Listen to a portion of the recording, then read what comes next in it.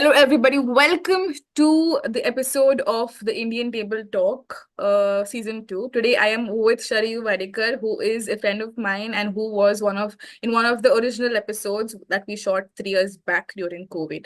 So, first of all, I would like to welcome her with like a huge round of applause. So, woo! Yeah, All right, so a little bit about Sharayu. Sharayu is an architectural historian in the making. She will finish her degree this year, right? 2024, right? yeah, I'll finish it this Yeah. year. So Yeah. I'm just gonna assume that you already are an architectural historian. Uh, So Thank you. So, yeah, so Yeah. Sharayu is an architectural historian with a transdisciplinary approach rooted in architecture, anthropology, and filmmaking. Her work interests lay in body, sensuality, performance, gaze, and identity, and serve as a critique of the dominant narratives that evolve around these themes. She loves producing various forms of writing, like poems, like monologues, research papers, designing postcards, zines, posters, films, and websites, and performing these different forms of media. And she loves recording herself, moving, performing, narrating, and she has a closet full of jewelry and clothes that do not look minimalistic, and I know her since college. So ever since, whatever events we had, anything that we had, she was the person that used to stand out the most in the entire crowd. So you know Uh, that. Yeah. Thank you so much. I'm just spilling like the truth beans, nothing else. So Okay, yeah. So that's it. So she despises technology and gadgets, but she somehow deals with them. And she likes to flip random pages and reads whatever she finds. And she loves roaming on the streets, barefoot sometimes, collecting roadside flowers and doing nothing but just being. Yeah, and like I said, she was one of the original people on the show 3 years back when we shot during COVID. So if you want to watch that link, I will also put that link somewhere over here. Also, don't judge. We were like really like we were kids back then and we didn't know shit. So so just watch it. Yeah, Yeah, just watch it with a grain of salt and move on and watch this one again. All right. So yeah. yeah. So welcome, Sharayu. Thank you. Thank you so much. How are you feeling? Well, I'm feeling fine. It's a little cold here in Ahmedabad right now, so just preparing myself for the winter. Yeah, Ahmedabad cold is terrible. I have experienced that. It's it's Yeah. it's a place of extremities. The summers are extreme, the winters are extreme, I feel.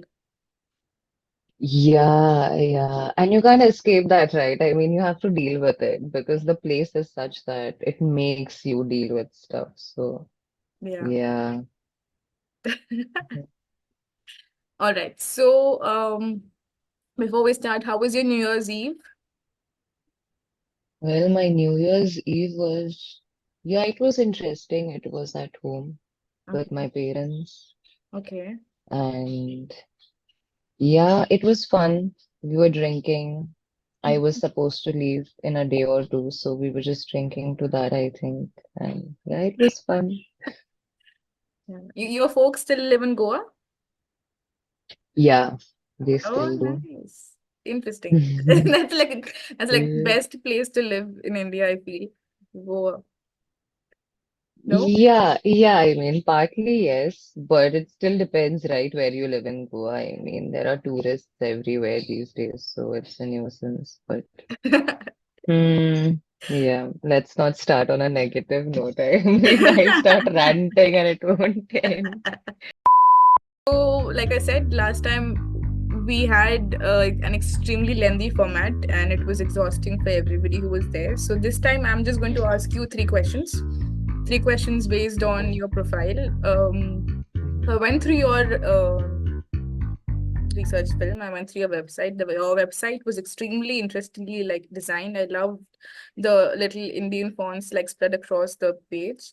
And I could see it was Mhm. still like a work in progress, but I liked the whole idea of it. So it was very interesting. And Thank you. I hope you like still continue to work on that and don't just like give it up like a dead end. just because it was a college Mm, thing. Yeah. yeah, Yeah. So that's good. true. Yes. So Thank you. you're welcome. All right. So the first question for you comes right now. KBC. Dum, drum. Okay. Okay. Mm-hmm. Okay, so tell me something more about your research film Tango, and why did you particularly like choose construction workers on site as a topic? What was your thought process behind it? Because it's very unusual. So Uh,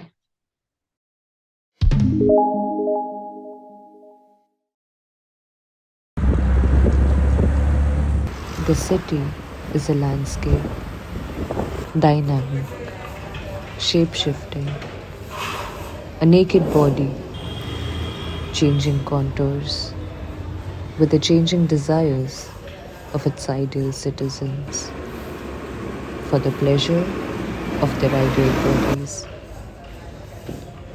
built by the bodies that never settle, that constantly move and change boundaries, geographical and physical.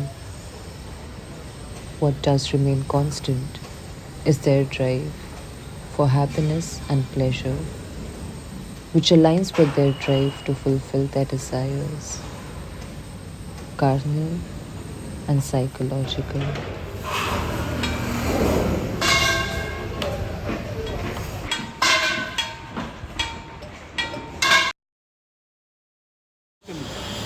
Maharashtrian कुठलं काम करतात हाऊसकीपिंगचं वगैरे हे म्हणजे ते गोंदिया कन्स्ट्रक्शनचं शटरिंगचं काम करणारे असतील ना तर ते त्यांची स्पेशली बंगालची लोक अच्छा, काम हां बंगालची लोकं शटरिंग करतात. ठोकणे स्टील बांधणे हे कामं म्हणजे ते त्यांचं कसं परंपरा आपल्याकडे कसं आहे परंपरा कुंभाराची कामं करतो तसं ते त्या लोकांना सवय झालेली असते म्हणजे त्यांच्या घरातले कोणतरी असेल तर त्याच्यानंतर त्याची मुलं त्याचे मित्र असे ते त्या ह्याच्यातमध्ये कंटिन्यू शिकत ये अपने परिवार के साथ में सब लोग अपने अपने परिवार के साथ में इन लोग का जो पति है कोई मेसन में है लड़का जो है हेल्पर में है ये जो फैमिली भाई ये माल वगैरह देती है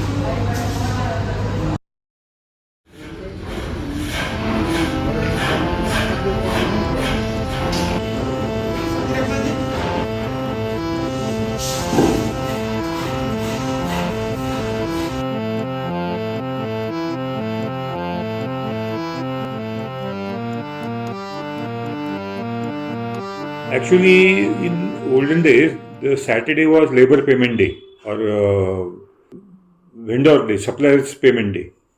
So they used to talk about other sites also, different materials and any shortage in the market, availability in the market of the material, labor practices by other contractors. So it was, Saturday afternoon was a busy time for me, and I started learning there, their experiences, their sharing. Even I used to observe their behavior, their dresses, their styles, and it was very nice. I was very happy. Hey periodically म्हणण्यापेक्षा तुम्ही असं 2 दिवसाला बदलत असतात ते म्हणजे कसं असतं आता ह्याच्यातला आज इथं आलेला आहे 2 दिवसांनी दुसऱ्या साईटवर जातो परत तिसऱ्या साईटवर जातो म्हणजे ह्या एका ठेकेदाराच्या ना अशा पुण्यात जर बघितलं ना तर नंबर ऑफ साईट चालू आहे त्याच्यामुळे ही लोक बदलत असतात पण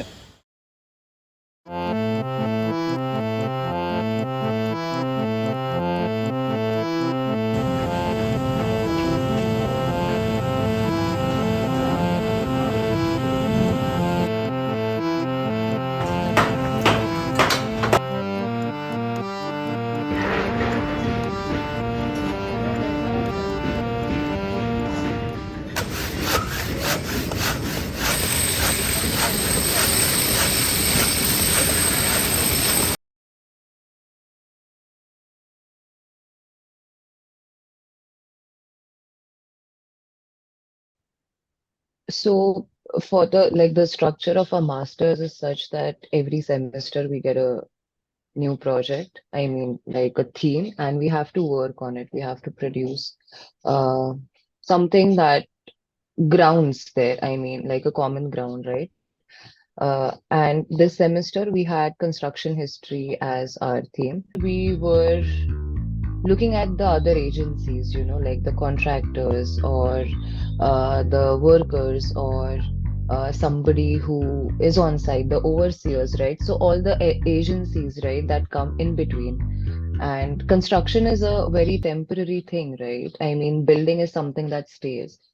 But then even this temporary construction site as a site of production and what all is being produced, right? It is somebody's bread and butter. And then I mean, I have been working with sensuality for quite some time now, and there was a point where I started thinking, why am I even thinking about this, right? What will I get out of understanding pleasure? And there are so many greater issues in this world, right? And I'm just sitting here saying that, hey, you should look at pleasure, it's important. And I was just lost. I didn't know what to do, and I was feeling shit about myself. And I think that's when, like, when the semester and this question, I think they intersected. And that's when I was like, wait, pleasure isn't just for me, right? Pleasure isn't everything that I think it is. Everybody is a sensual being. So if pleasure means something like this to me, what would it mean to people who are there on site, right? Those agencies, those workers, what is their idea of sensuality or pleasure when their lives are so different than ours? And we went through the PWD archives. I mean, that was our main site. We had to go to the archives and we had to dig material from there. And then we had to take on projects from that archives, right? Whatever we find interesting. And I realized that archives have a very strong narrative that they present, right? I mean, documentation of work. Okay, you need these many laborers to do this kind of work, and this is the rate, 4 rupees per month. I think in 1930s or 40s. And that's not enough, right? I mean, that is how labor is seen through the archives, through their work, right? They're commodified because they are something, I mean, that we sell. Their labor is what they have. And that's when I realized that, wow, when I am on site, it is very different. And what I see right now in the archives, it's very different. And where is this gap coming from, right? How can I bridge this gap? And studying archives to understand labor and their lives is not enough. You have to be on site. You have to go and see how they live, how they work. And then going on site and I realized, wow, I mean, they are humans, right? They are one of us. We are one of them. And their ways of deriving pleasure is something that boggled me. I mean, we were there just on site, and I could see cigarette butts, here and there. I could see Desi Daru. That's where the name came from, Tango, right? I could see those lids lying there. And I was like, wow, this is how they do. I mean, how can you do work continuously? You can pick up that block and stack it, and that mechanical work again and again and again throughout the day. You need to be in a trance. You cannot do it like, how we sit in front of the laptop and we are just like dead and typing something that we are not even sure of. So, I mean, their lives are so different than us, and how they are represented, right? It's so different. So, just to understand that gap, and then, of course, pleasure. I mean, I cannot not talk about it. So, just understanding how they live and, yeah, just their life and their ways of gratifying their senses or just their desires in general. So, I think that's where Project Tango, right? Like it came from, and then them as an agency on site, looking at construction from their perspective, where are they migrating from, right? Because as much as it's poetic, it's also very political, and architecture is political in that sense, and everything that comes within architecture is political. So just sort of deriving or just taking those threads and putting a name to each thread, and there are so many, so just started doing that thing. I don't know if that was exactly the answer, but I think that was some like a larger mm, driving uh, motivation towards doing this project. I mean, so yeah. When did you actually like speak to one of like these people one on one? Yeah, so I was on site. Yeah. Fortunately, I got to be on two sites. One was Okay. a real estate site, Sorry, which which was a one? Real estate residential one. project. Mm-hmm. Which site was it? A real estate one. Yeah. Okay. So the site was in Pune. Both the Okay. sites were in Pune. Okay. One was in Hadapsar, the real estate site. Okay. I don't know if I should name it, but I mean, yeah, it doesn't matter much. But like a huge developer and huge site, and then we got it through somebody's contact, right? So we went there, and that person was from sales department, so we weren't allowed to go and talk to those people, right? They said that you want to click pictures, you want to do whatever you can do, but just in this area. You can't even go that side. There were like labor camps, so we weren't able to see that. Okay. And they were all men. The workers were all men. They had come from somewhere. Contractor, koi to beach mein, they got these people. No female on site, no female. So that construction site and what I saw there, the kind of data, right? How men interact. I mean, how do they resume from a break, right? They are not ready, so they are in that transition, from informal conversations, being with their friends, to being on site, right, and then working. So that transition and stuff like that. And then this was purely observational, right? It's what we saw and then what we thought it could be. And the second side was a PWD site, a government project at SB Road, Bal Bharti building. So we went there, and there I could see female workers. There I could see like how a government project or a contract is worked out, right? And and I mean the data that I got there, I got to see them, I got to be there on site, I got to talk to these people. And it was fun. I mean, I was accompanied by site engineer and safety engineer, and how they were enforcing that narrative, coercing that sort of narrative, hierarchical narrative, and yeah, how people were, and they, after talking to them, their narratives. So yeah, I mean, I did talk to those people. I did see them and think about them, and it was interesting. As I was looking at them, through my camera capturing, they were looking at me because I had a broken face. I had met with an accident and I went through a surgery. I'm still fine right now, but Oh I was shit. way broken back then. I Yeah, actually. so they were looking at me. Oh shit. What happened? I It didn't. looks normal. Oh yeah, I met with a car with a car accident. I think 3 or 4 months back, and then I Shit. had some plates and facial fractures. Then I had to go through second surgery because the plates were infected, unfortunately.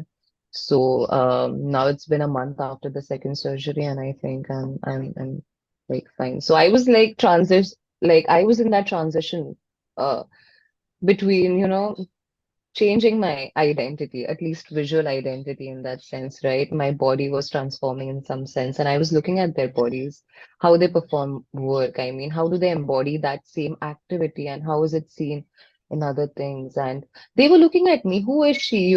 She doesn't even look normal, and she's here with a camera asking random questions. They were gossiping, discussing amongst themselves. So I mean, it was like a two-way thing, and it Yeah. was it was way too fun, right? And yeah, I mean, yeah, I can't stop talking about it, No, but yeah, I it's have fine. to at some So point. So yeah, I mean, what language did they use? Were you able to understand what they were saying? Was it Hindi or some like other language which we have not yeah. So language, I mean, this is a very interesting question because language comes, I mean, I can think about it in so many different ways. They could understand my language. I could understand their language because we were speaking Hindi, right? Language in terms of exchanging words. Like they were they were workers, but then they were in groups. Okay, so some of the people who are supposed to work on the masonry shit, they had come from Jharkhand. They had come from Chhattisgarh. People who were working on the shuttering work, the wooden work for casting columns, they had come from Kolkata because that's their specialty. People who were doing, I mean, ladies who were doing housework, they were from, villages in Maharashtra. And so these people, they were from different communities, and the contractor had gotten them together. And then there was another language that maybe I couldn't understand, and that was non-verbal communication, right? How they talked with each other just through hand gesture. I mean, that concrete coming here, and how that guy precisely knows that, okay, this is the right angle, this is the right height, and now you can, slowly put it. I mean, so language comes in so many language in terms of like drawings, right? Pictures that they have drawn on walls with chalk. And even that makes you, I mean, it communicates with you, and that makes you think, wow, when did this person draw this, right? I mean, so language in so many ways that they talk.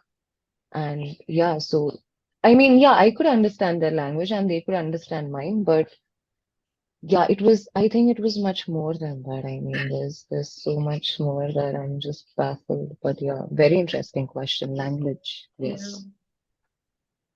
Yeah, migrants, so we all spoke Hindi, Okay. and so that was like a common language. Okay. But even though Mhm. it was like amongst themselves, whatever they spoke, you still got that because I don't know. Not really. I think after a point they were just way too fast. Okay, and then their dialect. So I mean, while I was asking them something, they were talking to me. Okay, they were answering my questions because they knew I was recording, right? I Okay. had to do it. Yeah. And then, if I'm talking to somebody else or if I take a pause, then they are discussing amongst themselves and like having a Yeah. laugh. Yeah. I don't think I understood that, but I was just like, okay, they are having fun. I mean, so it's fine. I'm here to do the same. So. I don't think I understood their language completely, but I think we were able to communicate whenever we were supposed to. Okay. So yeah, but Makes sense. yeah, there's a gap, a lot of gap. No worries. No, But I think yeah. yeah, it's very interesting because when I saw your research film, I was like, this is so interesting. I mean, she has combined pleasure and construction workers together. Mm-hmm. And one of the most bizarrest ideas in my head. I would never think of that, but it just is extremely interesting. And Yeah. the graphics on your website, they actually do really good justice Mm-hmm. to your topic. So yeah, kudos to that.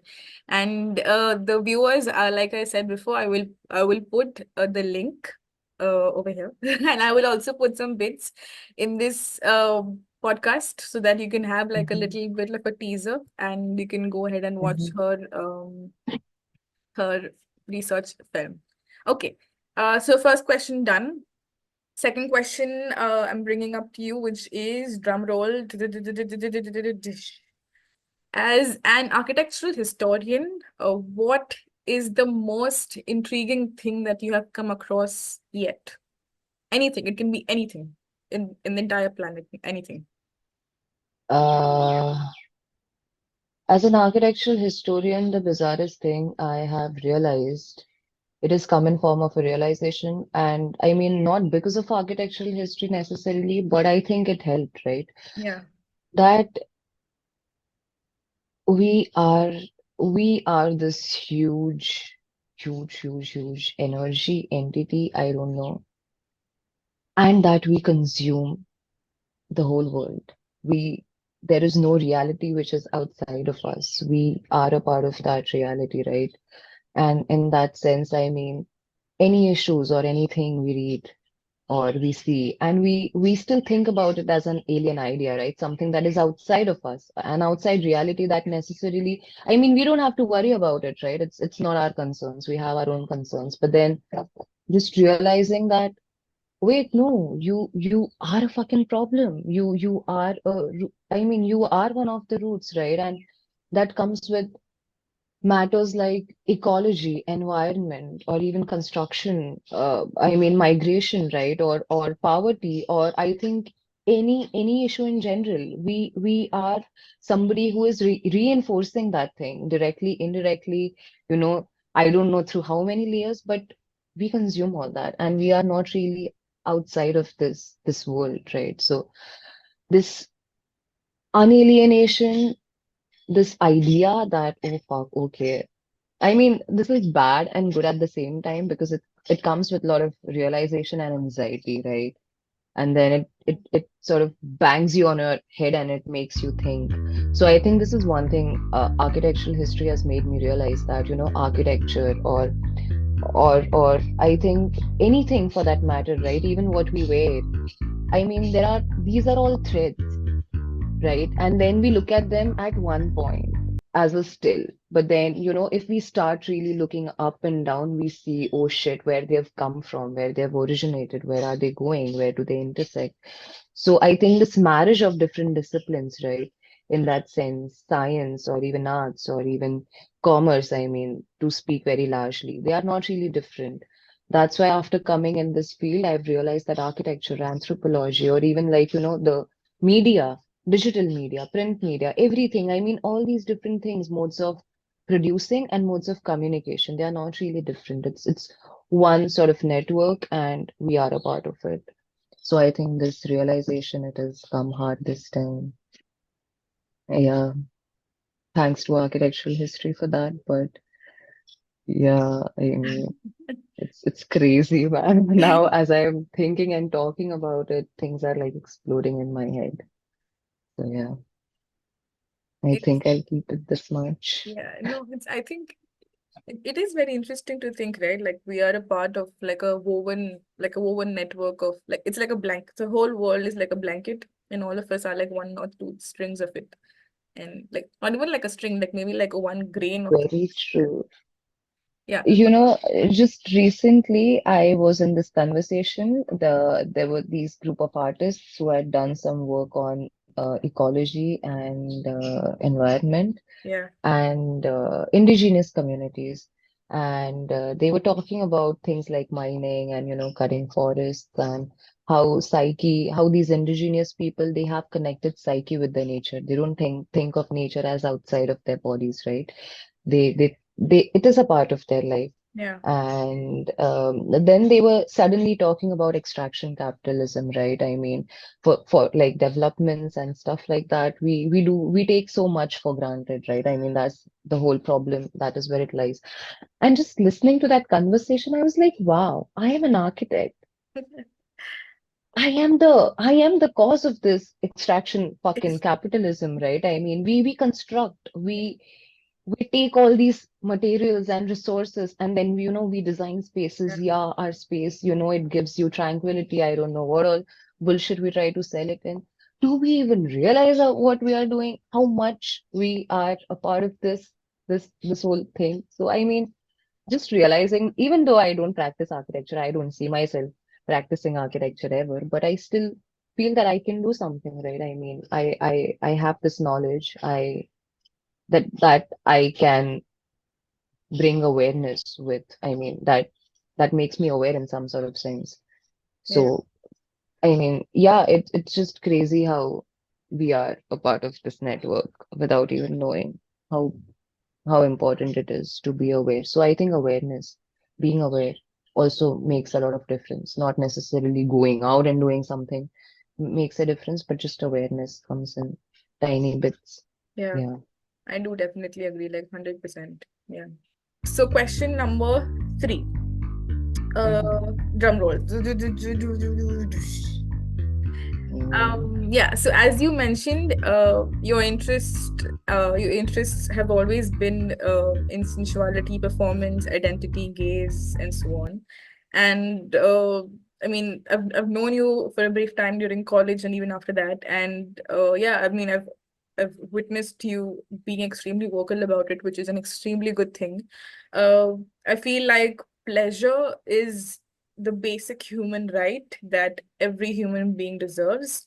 And I don't know why, in some places of the world, feeling pleasure is not taken on a positive note. So that's one thing. But my question to you is, what inspires you to write these poems, or how do you bring your like whatever's in your head? How do you bring that to life? Um, well, Very interesting question, but I think that's what, right?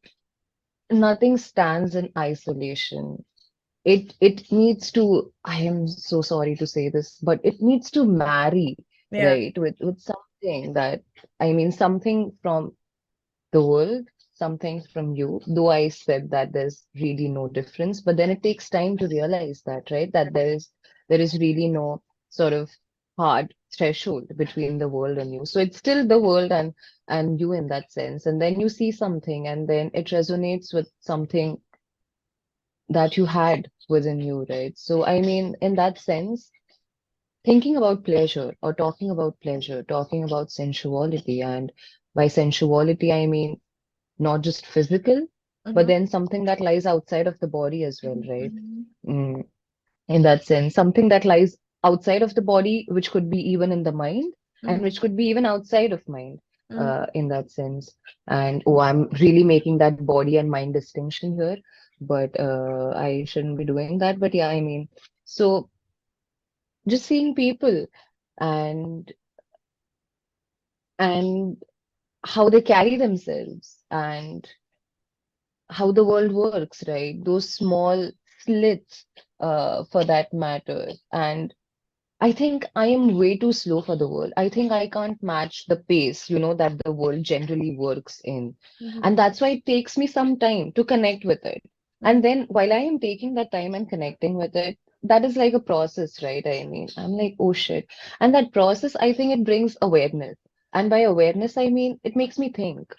And then I think out loud to myself, oh, am I really, I mean, what am I doing? I'm just walking. Okay, what is happening around me? Or just simple things, it takes some time for me to connect back there. And I think that time it is really, really, really fucking working out for me. I mean, in that sense, it gives me some space for myself to just align with what is happening. And I think that is where the connection happens, that I mean just seeing things and connecting dots, right? And then it comes across scales.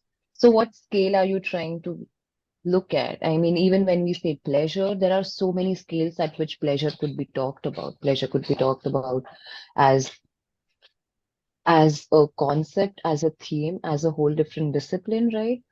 But then it hits you at different scales, right? I mean, you realize things at its own pace. So just thinking out loud, I think helps me. And that tiny little fraction of second that I take longer to realize some shit, I think that is very fruitful for me. And that brings me back to the world because I tend to get lost Yeah. in my own sort of buzz.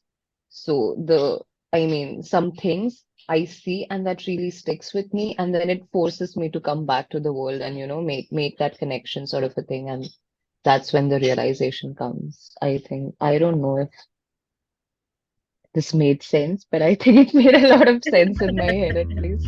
No, it did. So yeah. It did actually. I was actually visualizing every single thing that you did. So I'm a visualizer. So yeah, yeah, Yeah. it made lots of Yeah. sense. And I do agree on lots of parts. I think somewhere down the line, feel similarly when it comes to painting because I paint a lot, right? So yeah, it's Trust me, I have a signed copy right there on the table. I have that. Thunderstruck, I think that's what you named it oh as. yes. Yeah, you paint. She paints really, really, really fucking well. Okay. So yeah, I think you shouldn't edit this out. So yeah. So yeah, just for people watching this, Sharayu was also one of the people who came in person to my first solo exhibition in Ahmedabad, and it was really sweet of her to do that, and I felt It was great. I mean, it was worth seeing, guys. Trust me. and Put yeah, that link somewhere so that people can see that. I mean, now that we've talked about it, they should be able to get a hold of, yeah, what you create I will. other than this. Yeah. Really great answer for question number 3 is Mhm. something that like we're discussing something that we also is common for all artists is yeah, it's I think it's basically taking the time, pausing, and just I think just being, right? Just being. Yeah. How important do you think like in the current pace that we're at? You know, right now we have artificial intelligence coming up. We have so much uh you talk about it, there's so much tech coming in and people are moving Yeah. at the speed of light, especially Yeah. especially in places like Bombay, New York, London, I think. People just move extremely fast. So in Mhm. what do you think is the importance of a person to just stop and just pause and just look back and just breathe? How do you think? Not just as an artist, but just in general Uh, as a person. Very interesting question again. Wow. It really makes me think. And I think there's a very simple answer to it. How truthful are you Mm-hmm. to your own self, right? And by that, it not in the way of disciplining yourself, because we always think, I should do this because I've said this, right? I mean, or certain sort of disciplining that we do to ourselves. But Mm-hmm. then in that process of disciplining, even our thoughts or our body, our schedule, right? Our career, oh shit, I have to do this, I need to wrap my head around this. In that whole process of sort of categorizing our own self, our thoughts, where we stand, where we are a part of the community, we, I think, lose out essence of what makes us us, right? Yeah. And by that I mean just doing something your own fucking way, and you don't give a shit if that takes time. And I Yeah. mean, yeah, time, I think time, liquidity of time, right? Time as a whole concept. We all are running out of time, and that's exactly why we don't have time to even be truthful to ourselves. But then I think at the end of the day, there should be some sort of voice in your head that tells you, you know what, this is it. Or you know what, this. And by that I mean anything. It could be as stupid as, okay, you are like this. Okay, just accepting that and being true to that. Or, oh, I like this and that's it. Or, okay, if it's not okay, it's not okay. That's it. I mean, just that sort of truthfulness, I think. Being true is the way out, I feel, these days, because we all are in this whole world that commodifies fucking everything. Right now, we are, I think, in a very interesting age where everything is being sold. You can sell anything, any fucking thing. You can. I saw recently people selling their hair and their, I don't know, pee or bath water, and I'm like, wow. I mean, you can literally sell any fucking thing. Imagine we are at this point. So where in a place, in a time where everything is being created and everything is being sold, what do you want to buy? Do you really want to buy? Do you really want to sell something? I mean, who the fuck are you and what are you here? What are you doing? And we as humans, we've literally been here for a jiffy. Mm-hmm. I mean, there are species that have come on this planet. I mean, dinosaurs. I think they lived for what, like 65 million years? I don't know. And now they are not there, Yeah. right? And we use them as fuel. Yeah. So we can go from, point A to point B. And we as human species, we are here right now. We are talking about, ecology, environment. We are talking about, oh yeah, there is so much to boggle about, right? It could be outside of this planet, on this planet.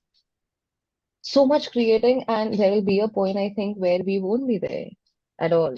And this place, maybe this soil, this thing will still stay. So you're here for some time. Then do really what you want to do, right? Just talk to yourself. I mean, for that matter, I can think of your paintings right now.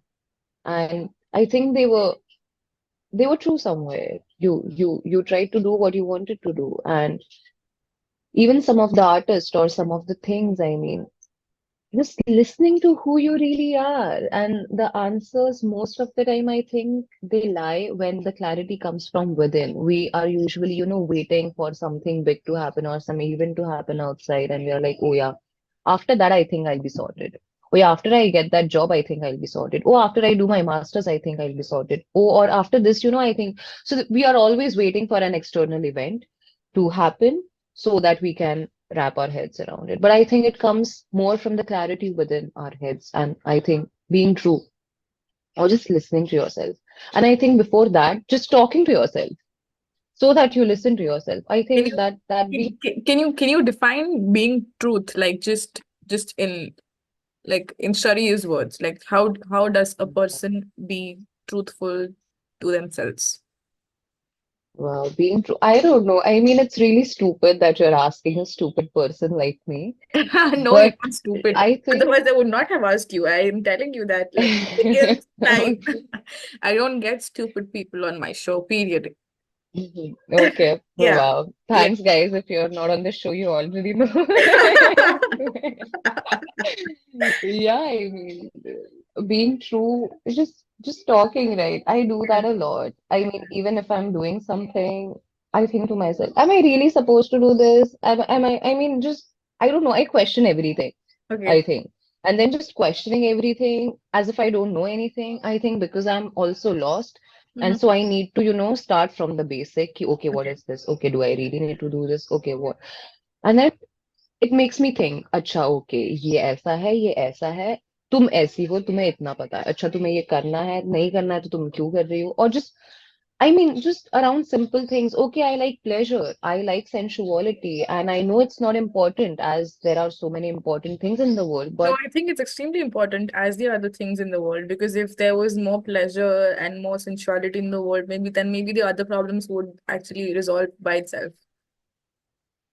a little bit, or at least at the least world. we would be aware I mean for that matter I don't know why I'm still coming back to my research there but we talk about laborers, right? We talk about construction, we talk about construction workers or these Yeah. marginalized communities, and we talk about them from there is a very flat narrative, Yeah.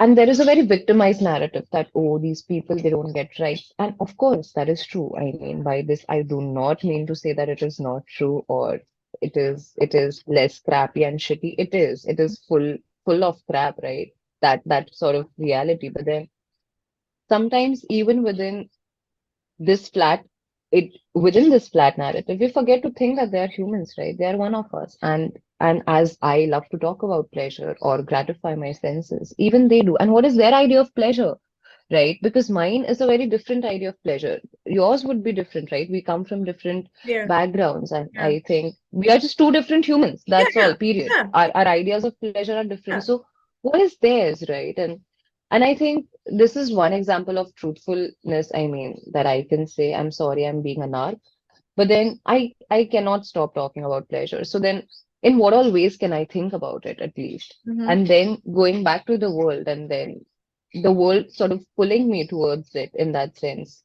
Oh, you know what? Hey, did you look just I mean, like chin up and just look at the world, right? You'll find it every fucking way. Mm-hmm. And I think because of course the theme of this semester, I think construction and then laborers, right? The ones who produce Yeah. and body, I mean, yeah, so just being true and not letting it go somewhere. I mean, even though we are masking we mask so much right because we have different priorities at different time Mm-hmm. but just knowing something down there that yeah I think this is what I want to talk about and I will not stop talking about it even if people ask me to I mean I Mm-hmm. will talk about it in different ways Mm-hmm. so being true I mean I don't know if but I mean it could be anything right No, being yeah, true yeah, my version is just talking to yourself yeah, somebody else's could be different right yeah, I mean, you can just be true while you're even peeling something, right? Even yeah, when I mean, like my roommate is sitting here and she's peeling chana, yeah, and she's just doing it in her own way, and I mean that's still true, right? I mean, the truth comes in your dedication, right? And that relationship you share with something. It could be yeah. your thought, it could be a thing, it could be something, but I think the truthfulness lies in the relationship. Yeah, it is a two-way thing. It's very So, beautiful. yeah. Yeah, I do agree. Yeah. Very beautiful way to put it again. So Mhm. good answer. And Thank you for this wonderful question, David. Yeah. Mhm. okay. Do you want to have some water? Are you okay? Or there's like one last question. Yeah. I just had a tea. Yeah, Okay. I think I'm good. I'm Okay. fine. Cool. Cool. So, question number 4. I usually just ask 3 questions, and I think I already said just 3 questions, but I'm putting I'm putting this like a small question, just because Sharayu, based on her profile, and Sharayu is very sweet, and I think she might have a fun time with this question. I think because it's extremely, I think it'll annoy her. But anyway, the Okay. the question is, question number 4, drum roll. Why do you personally despise technology and gadgets? Wow, because I had a very fucking bad experience with it. I mean, yeah, it's like, okay, wow, this is a very interesting question. Okay, and yeah, annoying at the same time. Annoying by the sheer quality of, I mean, the By the fact that you technology. despise technology, that's the only E- fact that annoys e- the crap out of you in this question, I feel, right? Yeah, Yeah. yeah, yeah. I mean, I think after my accident, Yeah. when I lost my phone and I went on the site, right? I mean, I'm just talking what happened to me, right? In Mhm. that sense. Um, and I lost all my data. I couldn't back up because the storage was out, but I thought it's still on device, right? So, and Mhm. before I could sort of transfer it, I lost that device. Mhm. And I had no device, I had no data. I mean, I could see it in front of me, but I just didn't have it in my hands, right? Yeah. I didn't have it at my disposal, and my laptop gave up. And then I had to send this device to repair here, that device to repair there. Then I got a second phone, and then that phone overheated. And then, I mean, so just uh, like in these 3 months, I realized that technology is a fucking piece of crap.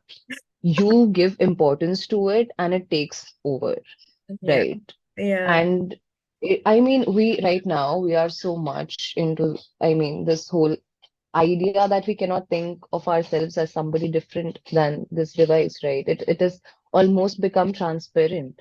Mm-hmm. I mean, I'm just quoting somebody here that I've heard and read sometime that it becomes so invisible that we wear it, right? We embody that technology, and then until it stops working or it stops being functional, we realize, oh shit, okay, this is not working now. Until then, it's all invisible, and then suddenly you are handicapped, right? You can't do shit if you don't have your device in place, or I mean, if just something fucks up, right? I mean, that happens with us so much. We are working on our sheets and on our drawings, and then it suddenly crashes. Yeah. I mean, so we are so dependent on technology that it has started biologically also changing us. I think Yuval Harari talks about it in much depth and in a beautiful way, how technology is changing us genetically, right? Mm-hmm. In that sense, biologically. And so, I mean, what I mean to say here is that it is literally taken over us. And by it is not bad necessarily. I mean, there was one point where agriculture took over, right? And people weren't happy with it. I mean, they were Yeah. like, what the fuck are you doing, right? And I mean, so technology is just another thing that will still be there, even if I like it or hundreds and thousands of people don't like it. But then it makes you, I mean, dependent, and Yeah. it gives you so much of anxiety that you cannot escape, and you need to have that bandwidth to keep yourself calm. And and I lack that. Honestly, I get anxious. I freak out when something goes bad, okay, if I lose my device or if something happens, and I can't tolerate that much of anxiety. And then I'm like, why am I even using it? It's better, I mean, stop using it and doing something else. I mean, replace it with something that is more productive and more handy in Mm-hmm. that sense. I mean, so I despise technology because of its dependability. I mean, I was just way too dependent on it, and then it fucked up, and then I was like, bro, you're just too toxic for me. And then I'm trying to cut it off, but then I realized that I cannot, right? Because even here we are talking because of technology, I mean, in that sense. So I despise, but I still use somehow. But I think I don't know. I don't think anything. I just think a lot of things. So yeah. No, I think it makes a lot Yeah. of sense because I feel I think what I'm trying to say is that ever since technology has become such a huge part of our lives, our human senses, I think we've numbed them so much because yeah, Yeah. yeah, like Yeah. I now, like they've yeah, adapted, right? yeah, They have like hooked on to technology, and now it's really one. yeah, Now that's one entity. Our consciousness is not outside of technology. Oh yeah. wow. And I am so sorry, but I'm just taking a different train, but I think it'll be interesting Go and ahead. you'll love to hear it. So Yeah, even the idea of technology, right? What yeah. do we mean by technology? What do we mean when we say technology? Mm-hmm. Right? You asked me this question and I said something because I had certain perception of technology. It could be it was in terms of gadgets, right? For people, Mm-hmm. for different people, it could be different. It could mean different thing, technology.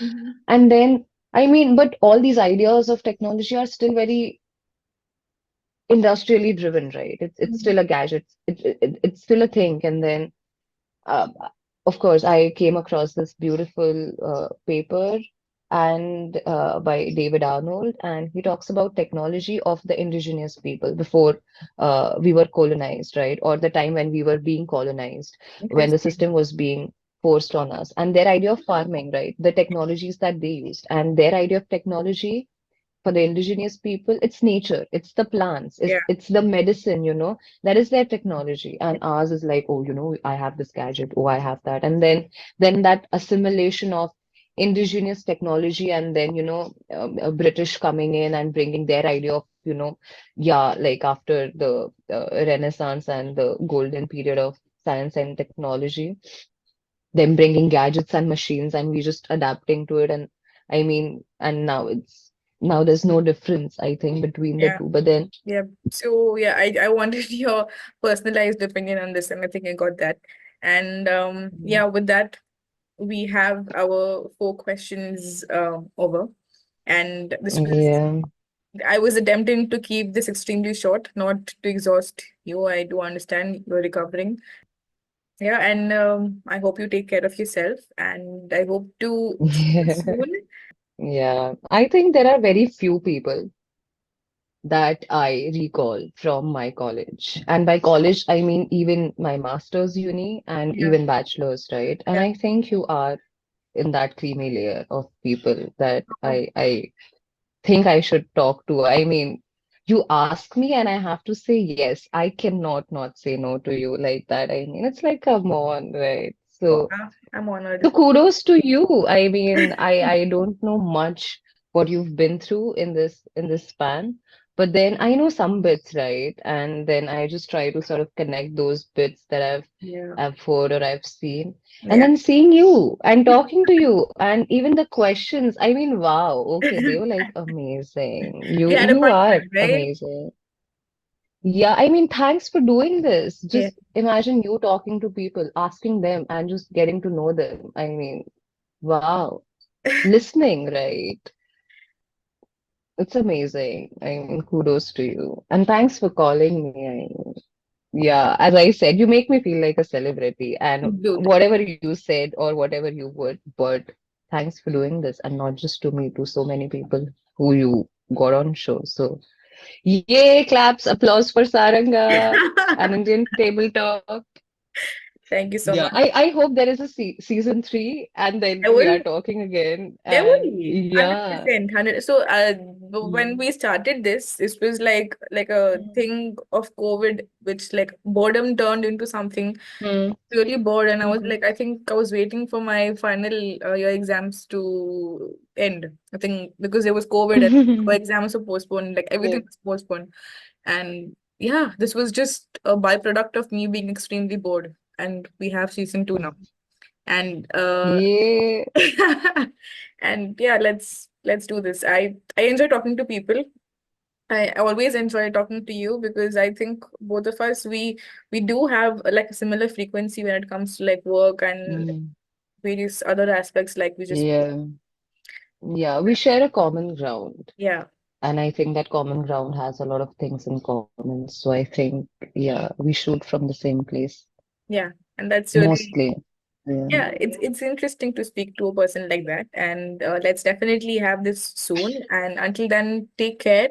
And Yeah. yeah, and the viewers, I will attach all the links of Sharyu's Tango research film, her portfolio, and her Instagram, so you can go and check it out.